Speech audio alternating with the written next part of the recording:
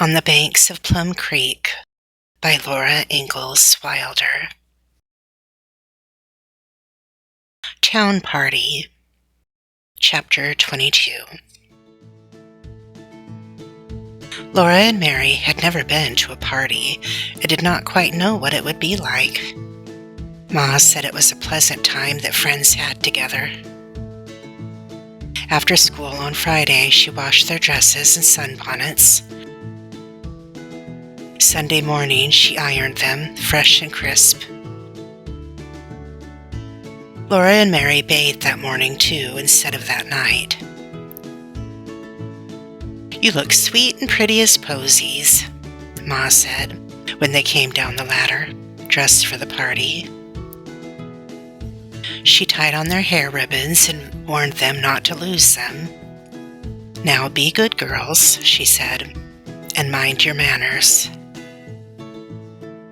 When they came to town, they stopped for Cassie and Christy. Cassie and Christy had never been to a party either. They all went timidly into Mr. Olson's store.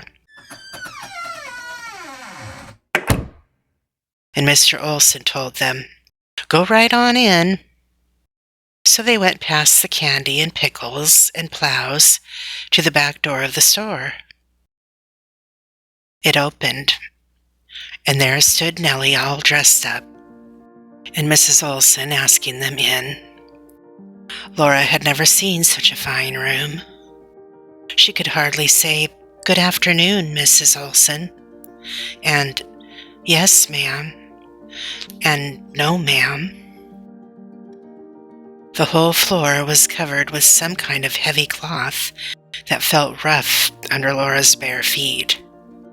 It was brown and green, with red and yellow scrolls all over it. The walls and the ceiling were narrow, smooth boards fitted together with a crease between them. The table and chairs were of a yellow wood that shone like glass, and their legs were perfectly round. There were colored pictures on the walls. "Go into the bedroom, girls, and leave your bonnets," Mrs. Olson said in a company voice. The bedstead was shiny wood, too. There were two other pieces of furniture. One was made of drawers on top of each other, with two little drawers sitting on its top, and two curved pieces of wood went up and held a big looking glass between them. On top of the other stood a china pitcher in a big china bowl, and a small china dish with a piece of soap in it. There were glass windows in both rooms, and the curtains of those windows were white lace. Behind the front room was a big lean-to with the cook stove in it, like Ma's new one, and all kinds of tin pots and pans hanging on the walls. All the other girls were there now, and Mrs. Olson's skirts went rushing among them. Laura wanted to be still and look at things, but Mrs. Olson said, "Now, Nellie, bring out your playthings."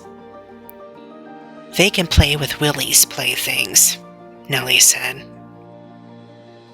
"They can't ride on my velocipede," Willie shouted.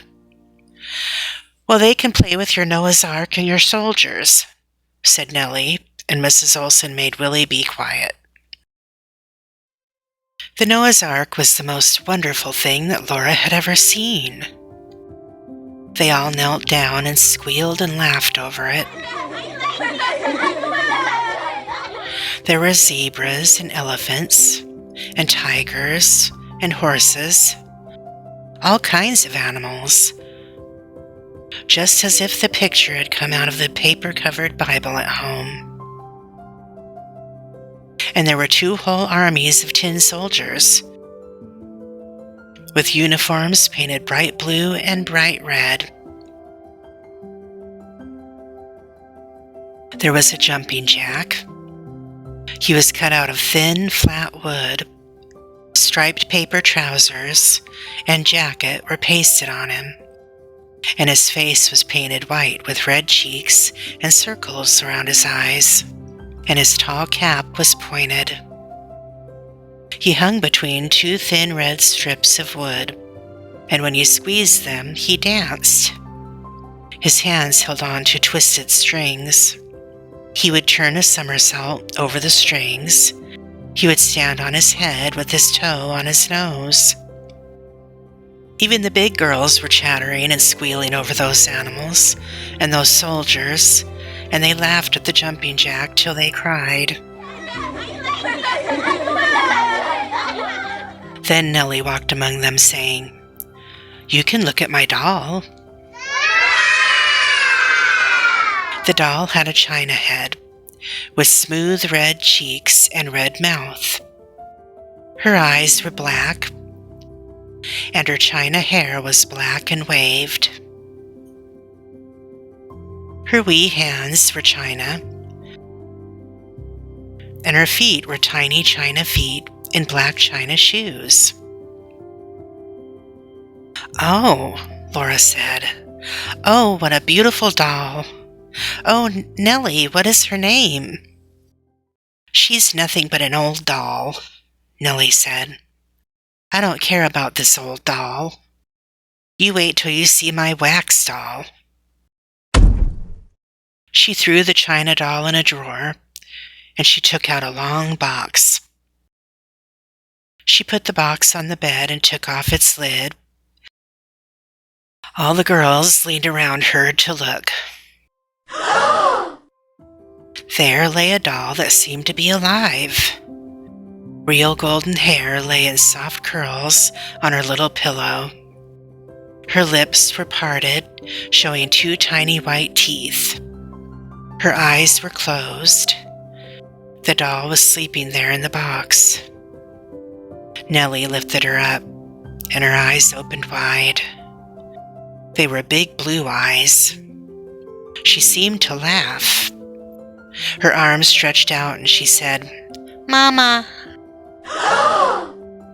"She does that when I squeeze her stomach," Nellie said. "Look." She punched the doll's stomach hard with her fist, and the poor doll cried out, "Mama." She was dressed in blue silk. Her petticoats were real petticoats, trimmed with ruffles and lace.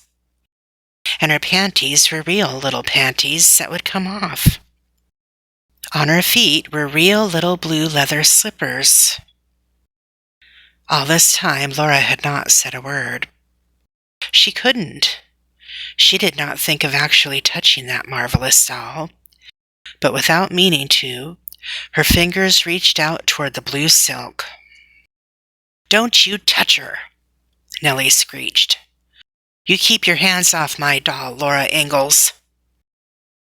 She snatched the doll against her and turned her back so Laura could not see her putting her back in the box. Laura's face burned hot, and the other girls did not know what to do. Laura went and sat on a chair.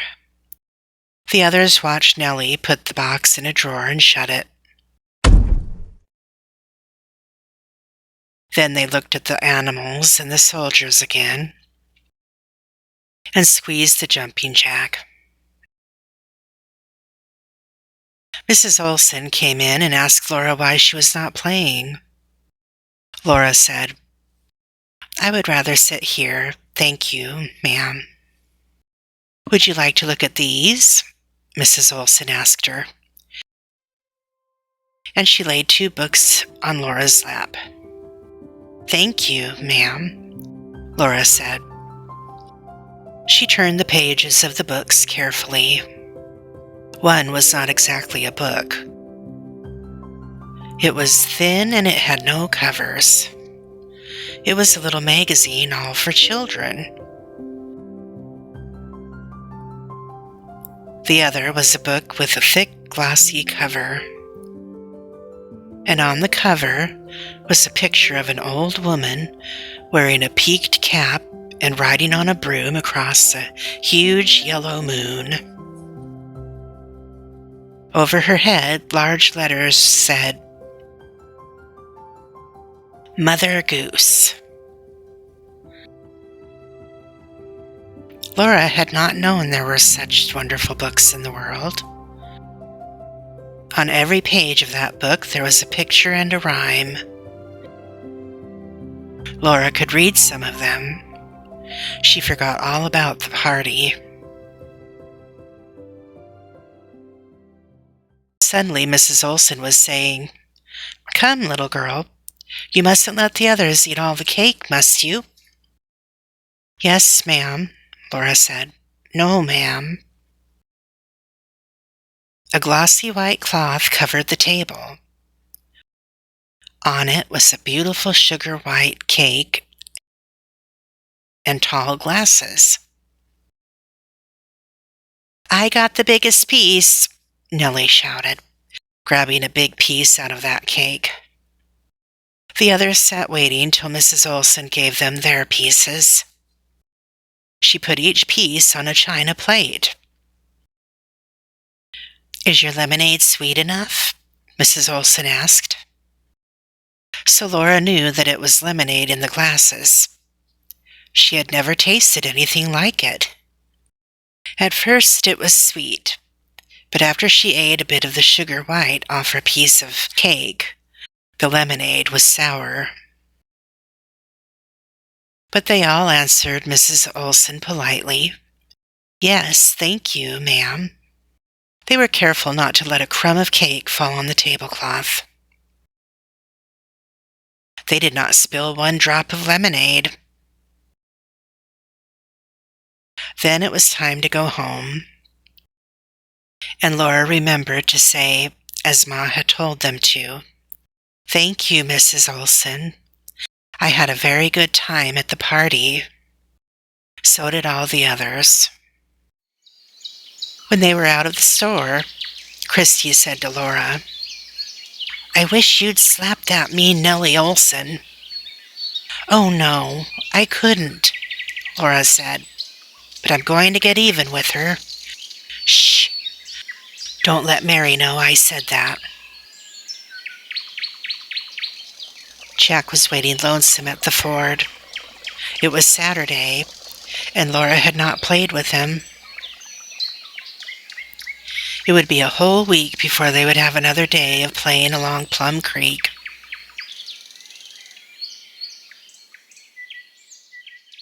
They told Ma all about the party, and she said, "We must not accept hospitality without making some return. I've been thinking about it, girls, and you must ask Nellie Olson and the others to a party here. I think a week from Saturday."